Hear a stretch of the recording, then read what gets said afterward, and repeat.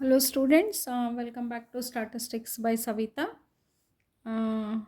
Hope ಎಲ್ಲರಿಗೂ understand ಆಗೈತೆ ಅನ್ಕೋತೀನಿ ಮಕ್ಕಳೇ. ನಿಮಗೆ ಲಾಸ್ಟ್ ಸ್ಯಾಂಪಲ್ ಟೆಸ್ಟು ನಾನು ಪಾರ್ಟ್ 1 ಪಾರ್ಟ್ 2 ಪಾರ್ಟ್ 3ನೂ ಹಾಕಿದ್ದೆ ಮತ್ತು ಇನ್ನೊಂದು ವಿಡಿಯೋನೂ ಅಪ್ಲೋಡ್ ಮಾಡಿದ್ದೆ.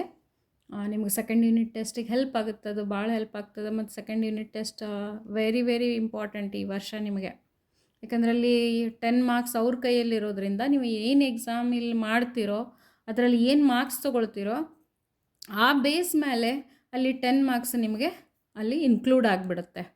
ಇಲ್ಲಿ ನೀವು ಫೈನಲ್ ಎಕ್ಸಾಮಿಗೆ ಬರಿತಾ ಇರೋದು 80 ಮಾರ್ಕ್ಸನ್ನು 80 ಮಾರ್ಕ್ಸಿಗೆ ಬರಿತಾ ಇದ್ದೀರಾ. ಇನ್ನು 10 ಮಾರ್ಕ್ಸ್ ನಿಮ್ಗೆ ಅಸೈನ್ಮೆಂಟು ಅದೆಲ್ಲ ಸೇರಿಬಿಟ್ಟು, ಅಸೈನ್ಮೆಂಟು ಪ್ರೆಸೆಂಟೇಷನು ಮತ್ತು ವೈವಾ ಸೇರಿಬಿಟ್ಟು ನಿಮಗೆ ಅಲ್ಲಿ 10 ಮಾರ್ಕ್ಸ್ ಬರುತ್ತಲ್ಲಿ. ಓಕೆ, ಆಲ್ಮೋಸ್ಟ್ ಎಲ್ಲರೂ ಅಸೈನ್ಮೆಂಟ್ ಕಂಪ್ಲೀಟ್ ಮಾಡಿರ ಅಂದ್ಕೊಳ್ತೀನಿ. ಈಗ ಸೆಕೆಂಡ್ ಯೂನಿಟ್ ಟೆಸ್ಟಿಗೆ ಪ್ರಿಪೇರ್ ಆಗ್ತಾ ಇದ್ದೀರಾ. ಇಲ್ಲಿ ಟಿ ಟೆಸ್ಟ್ ಅಂದರೆ ನಾನು ಈಗ ಲಾಸ್ಟ್ ಸ್ಯಾಂಪಲ್ ಟೆಸ್ಟ್ ಕಂಪ್ಲೀಟ್ ಮಾಡಿರೋದ್ರಿಂದ ಈ ವಿಡಿಯೋನ ನಾನು ಟಿ ಟೆಸ್ಟ್ ತೊಗೊಳ್ಳೋಣ. ಟಿ ಟೆಸ್ಟು ಮತ್ತು chi square test is also very very important. ಈ ವರ್ಷ ಇನ್ನೂ ಒಂದು ಥಿಂಗ್ ಅಂದರೆ, ಲಾಸ್ಟ್ ಇಯರು ನಾನು ಒಂದು ಎವರೇಜ್ ಸ್ಟೂಡೆಂಟ್ಸ್ಗೆ ಹೇಳ್ತಿದ್ದೆ, ಸ್ಟಾಟಿಸ್ಟಿಕಲ್ ಇನ್ಫರೆನ್ಸ್ ಬಿಟ್ಟರು ಅವರು 90 ಮಾರ್ಕ್ಸ್ವರೆಗೂ ಸ್ಕೋರ್ ಮಾಡ್ಬೋದಿತ್ತು ಅಲ್ಲಿ. ಬಟ್ ಈ ಸತಿ ನಿಮಗಲ್ಲಿ vital statistics time series 5 marks questions ಬರ್ತಾ ಇಲ್ಲ. ಥೆರಾಟಿಕಲ್ ಡಿಸ್ಟ್ರಿಬ್ಯೂಷನಿಂದ ಸ್ಟಾರ್ಟ್ ಆಗಿ ಇರೋದ್ರಿಂದ ಸ್ಟಾಟಿಸ್ಟಿಕಲ್ ಇನ್ಫರೆನ್ಸ್ ಕ್ವಶನ್ಸು ಕೂಡ ವೆರಿ ಇಂಪಾರ್ಟೆಂಟ್ ಆಗುತ್ತೆ ನಿಮಗಿಲ್ಲಿ. ಆ ಕ್ವಶನ್ಸನ್ನು ನೀವು ಮಾಡಲೇಬೇಕಾಗ್ತದೆ, ಮತ್ತು ಮಾಡಿದ್ರೂ ಅದು ಈಸಿ ಇದೆ, ನೀವು ಈಸಿಯಾಗಿ ಐಡೆಂಟಿಫೈ ಮಾಡ್ಬೋದು. ಅದಕ್ಕೆ ಈಗ ಟಿ ಟೆಸ್ಟನ್ನು ಇಲ್ಲಿ ಡಿಸ್ಕಸ್ ಮಾಡೋಣ ಅಂತ ಈ ವಿಡಿಯೋದಲ್ಲಿ. ಟಿ ಟೆಸ್ಟು, ಈಗ ಟಿ ಟೆಸ್ಟ್ ಬಂದುಬಿಟ್ಟು ನಿಮ್ಗೆ same as a last sample ಟೆಸ್ಟೇ ಅದು.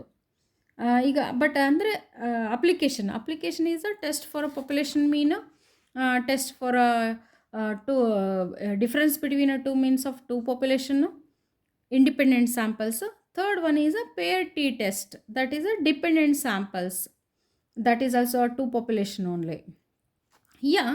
ಇಲ್ಲಿ ನಿಮ್ಗೆ ಫಸ್ಟ್ ಟೆಸ್ಟ್ ಬಂದುಬಿಟ್ಟು ನಿಮಗೆ ಸೇಮು H0 H1 ಡಿಸ್ಕಸ್, ನಾನು ಪ್ರೀವಿಯಸ್ ವಿಡಿಯೋದಲ್ಲಿ ಡಿಸ್ಕಸ್ ಮಾಡ್ದಂಗೆ H0 H1 ಇದೆ. ಓಕೆ, ಅದನ್ನು ಮಾಡ್ಕೋಬೋದು. ಮತ್ತು ಈ T is equals to x bar minus mu naught divide by S by root of n-1 is a formula. T ಟೆಸ್ಟಲ್ಲಿ ಇಲ್ಲಿ ಎಸ್ ಅಂತಂದ್ರೂ ಕೂಡ ಸ್ಯಾಂಪಲ್ ಸ್ಟ್ಯಾಂಡರ್ಡ್ ಡೆವಿಯೇಷನ್ ಇದು. ಇದರಲ್ಲಿ ಟಿ ಟೆಸ್ಟಲ್ಲಿ ಸ್ಯಾಂಪಲ್ ಸ್ಟ್ಯಾಂಡರ್ಡ್ ಡೆವಿಯೇಷನ್ ತೊಗೊಳ್ತೀವಿ. ಇಲ್ಲಿ ನೋಡಿ, ಇಲ್ಲಿ ಎಕ್ಸ್ ಬಾರ್ ಅಂದರೆ ಮೀನ್ ಆಫ್ ದ ಸ್ಯಾಂಪಲ್ಲು, ಇಲ್ಲಿ mean of the population, standard deviation of the sample. Okay, ಅದು ಕೊಟ್ಟಿಲ್ಲ ಅಂದರೆ ನೀವು ಕ್ಯಾಲ್ಕುಲೇಟ್ ಮಾಡ್ತೀರಾ. ಯೂಸಲಿ ಎಕ್ಸಾಮಿಗೆ ಆಲ್ರೆಡಿ ಕ್ಯಾಲ್ಕುಲೇಟ್ ಮಾಡಿದ್ದನ್ನೇ ಎಕ್ಸಾಂಪಲನ್ನು ಕೊಡ್ತಾರೆ ಇಲ್ಲಿ ಫಸ್ಟ್ ಬಂದುಬಿಟ್ಟು ಫಸ್ಟ್ ಸ್ಟೆಪ್ ನಿಮಗೆ ಬಂದುಬಿಟ್ಟು H0 ಅಂದರೆ null hypothesis mu is equals to mu naught. H1 ಬಂದುಬಿಟ್ಟು mu is not equal to mu naught, that is a 2 tail test. ಇನ್ನೊಂದು H1 ಏನು ತೊಗೊಳ್ತೀರಾ, less than mu not.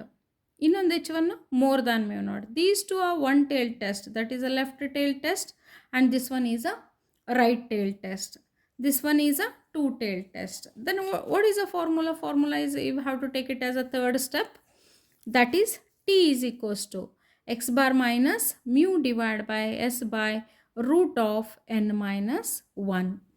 And the one more thing is very important in a T test, that is a degrees of freedom. The first application is a n-1 degrees of freedom. ಇಲ್ಲಿ first application ಬಂದ್ಬಿಟ್ಟು ಏನಿದೆ ನಿಮಗೆ, n-1 degrees of freedom ಇದೆ. ಇಲ್ಲಿ third step ಇದು. Fourth step alpha is equals to either 5% or 1%. Critical values you have to see from the table. ನನ್ನ ಟೇಬಲಲ್ಲಿ ನಿಮಗೆ ಯಾವ ರೀತಿ ನೋಡೋದು ಅಂತ ತೋರಿಸ್ಕೊಡ್ತೀನಿ. ಈಗ ಲಾಸ್ಟಿಗೆ conclusion same H0 is a rejected or accepted the decision making. Okay, the degrees of freedom is also very important here, because the 1 mark question they may ask, what is the degrees of freedom in T test, what is the degrees of freedom in chi-square test, what is the degrees of freedom in a dependent sample ಅಂತ ನಿಮ್ಗೆ ಕೇಳ್ಬೋದಲ್ಲಿ. Degrees of freedom means the number of independent observations. If there are n observations, then a degrees of freedom is, that is n minus c, where c is the number of independent constraints, where c C ಅಂತಂದರೆ ಇಲ್ಲಿ ನಾವು ಈಗ ಇಲ್ಲಿ ನೋಡಿದ್ದೇನಾಯಿತು, first ಅಪ್ಲಿಕೇಶನಲ್ಲಿ 1 ಅಂತ ತೊಗೊಳ್ತೀವಿ, n-1 ಅಂತ. ಇಲ್ಲಿ ಸಿ ಅಂತ ಕೊಟ್ಟಿದ್ದಾರೆ, ಅಂದರೆ n-c ಬೇರೆ ಬೇರೆ. ಈಗ ಸೆಕೆಂಡ್ ಟೆಸ್ಟಲ್ಲಿ ನಾವು n1 + n2 - 2 ಅಂತ ತೊಗೊಳ್ತೀವಿ, ಅಂದರೆ 2 ಸ್ಯಾಂಪಲ್ಸ್ ತೊಗೋತೀವಿ. ಅಲ್ಲಿ 2 ಟೈಪ್ಸ್ ಆಫ್ ಸ್ಯಾಂಪಲ್ಸ್ ತೊಗೊಂಡಾಗ 2 ಸೆಟ್ ಆಫ್ ಸ್ಯಾಂಪಲ್ಸ್ ತೊಗೊಂಡಾಗ ನಿಮಗಲ್ಲಿ n-c 2 ಬರುತ್ತಲ್ಲಿ -2. ಓಕೆ, ದ ಎಕ್ಸಾಂಪಲ್ ಬಂದುಬಿಟ್ಟು ನಿಮಗೆ ಇಲ್ಲಿ ನಾನು ಎಕ್ಸಸೈಸ್ ಸಮ್ಸನ್ನೆಲ್ಲ ಬಿಡಿಸೋಣ ಅಂದ್ಕೊಂಡೆ, but it takes a long time. ನಿಮ್ಗೆ ಇಲ್ಲಿ ವಿಡಿಯೋನು ತುಂಬ ದೊಡ್ಡದಾಗುತ್ತೆ. ಇಲ್ಲಿ ನಾನು ನಿಮ್ಗೆ ಸಿಂಪಲ್ ಎಕ್ಸಾಂಪಲ್ ತೋರಿಸ್ಬಿಡ್ತೀನಿ, ಒಂದು ಎಕ್ಸಾಂಪಲ್ನ. ಸೇಮ್ ಲಾಸ್ಟ್ ಸ್ಯಾಂಪಲ್ ಟೆಸ್ಟಂಗೆ ಇದೆ ಇದು, ಬಟ್ ಇಲ್ಲಿ ಕೊಟ್ಟಿರೋದು n10. Okay, then x bar is a 48 and s is a 3 and sig mu is equals to 120 and alpha is equals to 5%. Okay, what is h0? H0 is a mu is equals to 50. What is h1? H1 idu. H1 is equals to mu is not equal to 50. Then under h0, the test statistic is t is equals to x bar minus mu divided by s by root of n-1 with a n-1 degrees of freedom. 48 minus 50 divided by 3 into root of 10-1. ಹೆಂಗೆ ಮಾಡ್ತೀರಾ ಇದನ್ನು? -2 ಇಲ್ಲಿ ಮೇಲ್ಗಡೆ -2 ಬರುತ್ತೆ. 3 divided by 10-1 means that is a 9. 9 square root when you are taking, that comes as a 3. 3 and 3 cancels here. The -2 is remaining. The -2 is remaining, then keep it as it is. LOS means level of significance, that is alpha is equals to 5%. The degrees of freedom is n-1, that is a 10-1. That is equals to 9 degrees of freedom. Then this one is a two-tailed test because not equal to. What is the values? How to see the values? ಈಗ 9 degrees of freedom, it is a two-tailed test, 5%.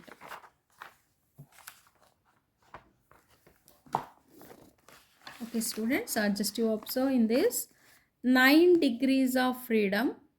Okay, two-tailed test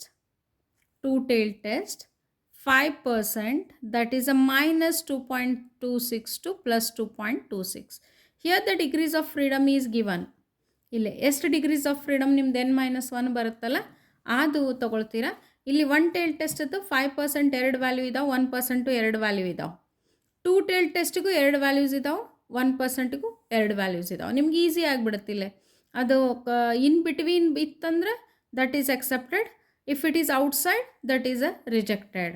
okay, if have to see like that. This is a large sample ಟೆಸ್ಟದ್ದು Z test, ಇದು T test, ಇದು chi-square test. Okay,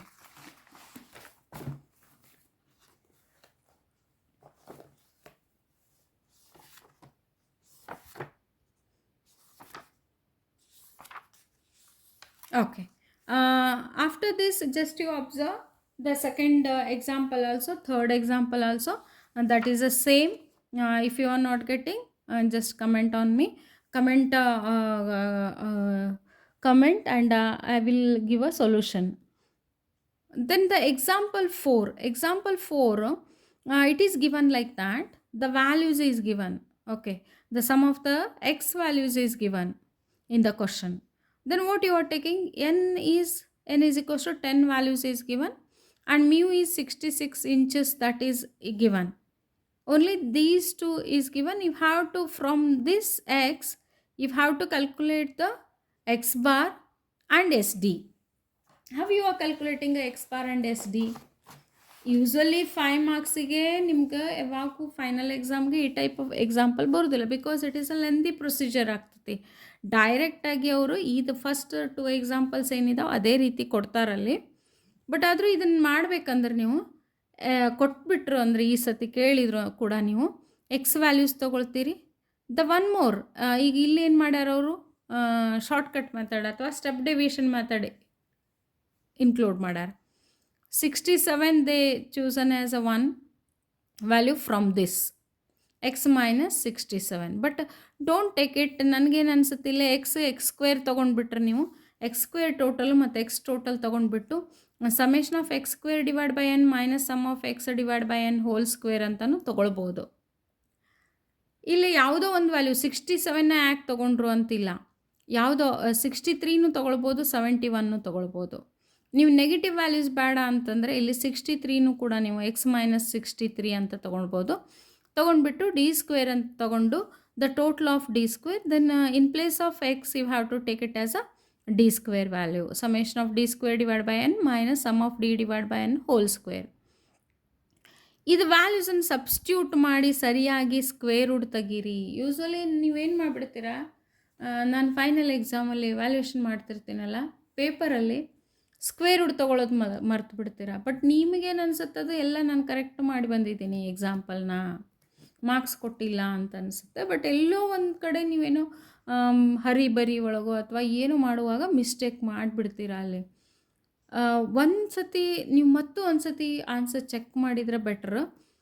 ಮಾಡಿದ್ದೀನ ಇಲ್ಲ ನಾನು square root ತೊಗೊಂಡಿನ, square root ಅದನ್ನು ತೊಗೊಂಡ್ಬಿಟ್ಟು ಆಮೇಲೆ ಬಂದ ಆನ್ಸರ್ನ ಕರೆಕ್ಟಾಗಿ ಒಂದು ಸ್ವಲ್ಪ ಕೂಲಾಗಿ ಮಾಡಿದರೆ ಬೆಟ್ರಲ್ಲಿ. ಎಕ್ಸ್ ಬಾರು ಮತ್ತು ಎಸ್ ನಿಮ್ಗೆ after get then you have to substitute it in the formula. Okay, after that then the procedure is the same. You already know that how to take a table value and all, and then according to that you have to take it. Okay, the next one, to test the difference between the means of the two population using two samples, that is independent samples.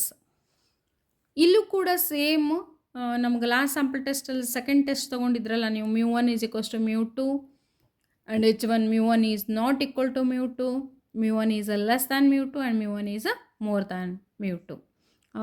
One tail, and this one is a two tail test.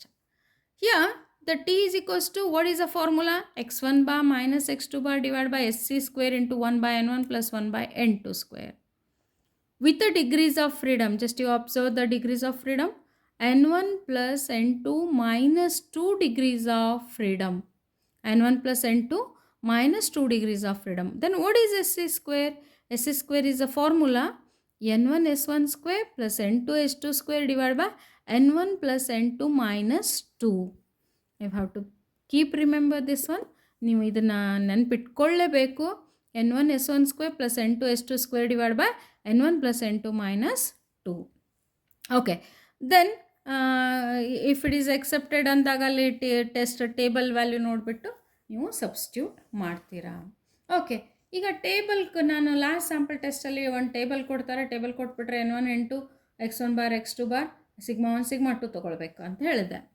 ಅಲ್ಲಿ ನೋಡಿ ನಾನು ನೀವು observe ಮಾಡಿ, ಅಲ್ಲಿ large sample test n more than 30 ಇತ್ತಲ್ಲಿ, ಇಲ್ಲಿ small ಐತಿ, ಇಲ್ಲಿ 12 8.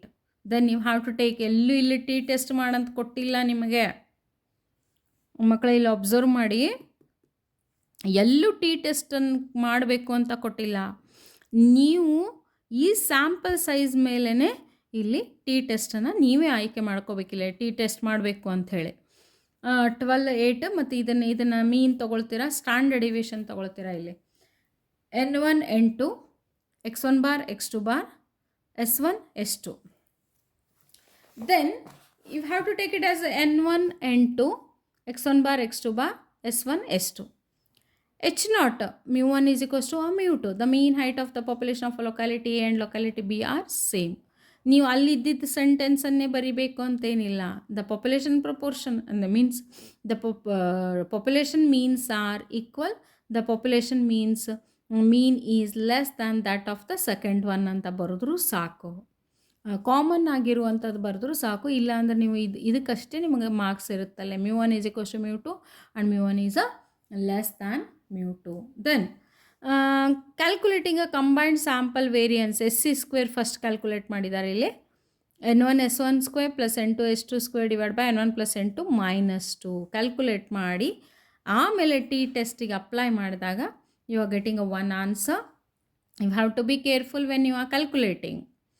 ಇಲ್ಲಿ x1 bar minus x2 bar ಮಾಡ್ಕೊಳ್ತೀರಾ. ಇದು SC ಸ್ಕ್ವೇರ್ ಸಬ್ಸ್ಟ್ಯೂಟ್ ಮಾಡಿರಿ 1 by n1 plus 1 by n2. 1 by n1 plus 1 by n2 LCM ಆದರೂ ತೊಗೊಳ್ಬೋದು, ಈಸಿಯಾಗಿ ನೀವು ಸೈನ್ಸ್ ಸ್ಟೂಡೆಂಟ್ಸ್ ಆದರೆ ಈಸಿಯಾಗಿ ತೊಗೊಂಡ್ಬಿಡ್ತೀರ. ಬಟ್ ಕಾಮರ್ಸ್ ಸ್ಟೂಡೆಂಟ್ಸು ನೀವು ಇಲ್ಲಿ 1/12 ಪ್ಲಸ್ 1/12 ಅನ್ನು ಡೆಸಿಮಲಲ್ಲಿ ತೊಗೊಂಡ್ಬಿಡ್ರಿ. 1/8 ಅನ್ನು ಡೆಸಿಮಲ್ ತೊಗೊಂಡು ಆ್ಯಡ್ ಮಾಡಿಬಿಟ್ಟು ಮಲ್ಟಿಪ್ಲೈ ಮಾಡಿ ಸ್ಕ್ವೇರ್ ರೂಟ್ ತೊಗೊಂಡು ಆಮೇಲೆ ಇದಕ್ಕೆ ಡಿವೈಡ್ ಮಾಡ್ಕೊಂಬಿಡಿ. Okay okay this after this the degrees of freedom is n1 plus n2 minus 2, the 18 degrees of freedom. You have to see the from the table ಅಲ್ಲಿ ನೋಡಿಬಿಟ್ಟು ನೀವು ಅದು ಹಾಕಿದಾಗ ನಿಮ್ಗೆ ಆನ್ಸರು -1.734 ಇದೆ.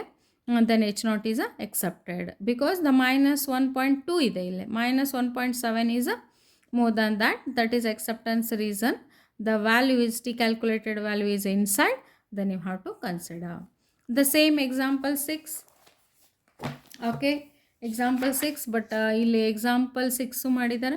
but example 7 is a very lengthy procedure it is. That's why you have to calculate x1 bar, x2 bar and s1 square, s2 square you have to calculate and you have to substitute it. usually examಗೆ final ಎಕ್ಸಾಮ್ಗೆ ಈ type of example ಕೇಳೋದಿಲ್ಲ, ಯಾಕಂದರೆ 10 ಮಾರ್ಕ್ಸಿಂದ ಇಲ್ಲಿ ನಾವು goodness of fit ಇರೋದ್ರಿಂದ ಈ example 5 ಮಾರ್ಕ್ಸಿಗೆ ತುಂಬ ದೊಡ್ಡದಾಗಿರೋದ್ರಿಂದ ಇದನ್ನು ನಾನು ಸ್ವಲ್ಪ ನಿಮಗೆ ಇಲ್ಲಿ ಹೇಳ್ಕೊಡಲ್ಲ. ಇದನ್ನು ಅಂದರೆ ನೀವು ಮಾಡ್ಕೋಬೋದು, ಈಸಿ ಇದೆ, ಏನು ಪ್ರಾಬ್ಲಮ್ ಇಲ್ಲ. But x1 bar x2 bar ಮಾಡ್ಕೋಬೇಕು ಅಷ್ಟೇ ಅಲ್ಲಿ. Okay then third one is a paired t test is a very important. ಇಲ್ಲಿ ಬಂದರೂ ನಿಮಗೆ ಎಕ್ಸಾಂಪಲ್ಲು ಈಗ ಸೆಕೆಂಡ್ ಯೂನಿಟ್ ಟೆಸ್ಟಲ್ಲೇ ಬರ್ಬೋದು ಇದು. ಈಗ ಎಲ್ಲ ಇದರದ್ದು ಇದು ಕೂಡ two population means only H0 ತೊಗೊಳ್ತೀರಾ, H1 ತೊಗೊಳ್ತೀರಾ. H0 is μ1 is equals to μ2 and H1 is μ1 is not equal to μ2 less ದ್ಯಾನು ಮೋರ್ ದ್ಯಾನು ಮಾಡ್ತೀರಾ. ಬಟ್ ಟಿ ಬಂದುಬಿಟ್ಟು ಇಲ್ಲಿ the formula is d bar divided by st divided by root of n minus 1 with a n minus 1 degrees of freedom.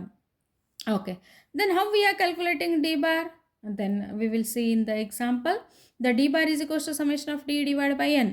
Then sd is equals to the square root of, that is a standard deviation, summation of d square divided by n minus sum of d divided by n whole square. Okay, the same procedure you are applying. The further the steps is same.